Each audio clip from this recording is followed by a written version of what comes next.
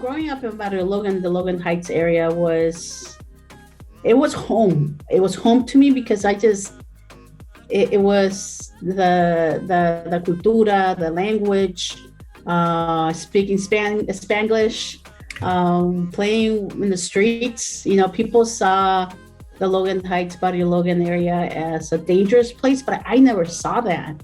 It was literally my home, but it was a home that really transformed in many ways how I ended up growing up. Just because, I grew up in a Chicano binational cultura, but I didn't know that until I actually entered college. I was just living it. I was just living, playing, enjoying life, connecting with my neighbors, because that's what we did, right? Your neighbors, your la abuelita from a couple of doors down was my abuelita. And then I didn't grow up with my cousins. So they were my cousins. My comunidad was my family. So I learned to embrace what it was later in my life. At the time, I was just living it. I knew, for sure, I knew high school, okay, I'm attracted to women, but I don't know how to define this. I don't know what it means. I just knew that I need to push this out.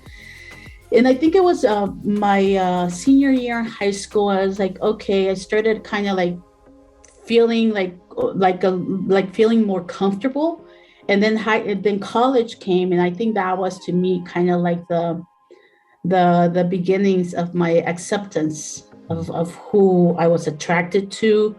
And I came out to my mom, and it was exactly what I just described. She was just no, it cannot be. You're going to get hurt. You're going to get killed.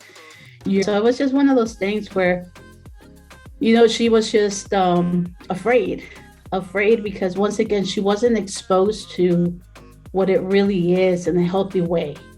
And I feel we just grew up in this environment that we know that it's present, but it wasn't something that you talk about. And the way that whenever it's being talked about, it's always negative, right? It's always negative. There's not a single positive. At least during the time that I was growing up, it was just la marimacha, el joto, la prostituta, el prostituto, just all negative.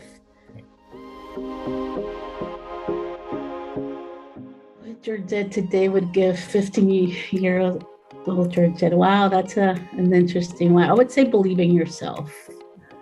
Believe in yourself, believe that what you're doing is right, and continue pushing forward. And I've always been a fighter. I always have been. And, I can talk to my family and they'll tell you she was the black sheep, right? But it wasn't I would always question things. And my mom would say, do this, I would do the opposite, right? I had to fight. I had to fight to get to regular English classes, right? And it didn't come because my mom told me to, it's because I wanted that, right? But there was this little thing inside, this little seed, maybe you're being too aggressive, or maybe you're being too need to calm down and be fit in. I don't know what that means, but I just I'm different, and I don't know what that difference is, right? And I always felt like that, even when I was becoming okay, when I was embracing my whole self. When you know that it's right, it's follow it through and be comfortable with that, because at the end of the day, it's the right thing, because that's going to lead to a better self of myself.